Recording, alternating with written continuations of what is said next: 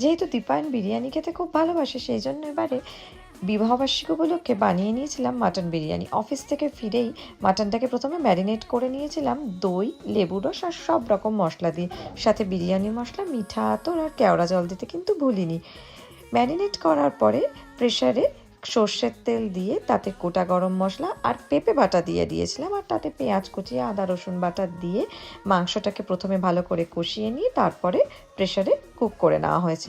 R in the mean time তার মধ্যে আমরা চালটাকেও কুক করে নিয়েছি 70% মতো, তাতে গোটা গরম মশলা দেওয়া ছিল। আর তারপরে কুক হয়ে গেলে সব কিছু দিয়ে লেয়ারে লেয়ারে সাজিয়ে আধ ঘন্টার জন্য দমে বিরিয়ানিটা তৈরি করে নিয়েছিলাম। ব্যাস, বিবাহবার্ষিকীর আগের দিন আমাদের ডিনারে কিন্তু হয়ে গেছিল মাটন বিরিয়ানি। আর বিবাহবার্ষিকীর দিনে আমরা কোথাও বাইরে খেতে যাব, সেইটা নিয়েও একটা মিনি ব্লগ কিন্তু আসছে। টাটা।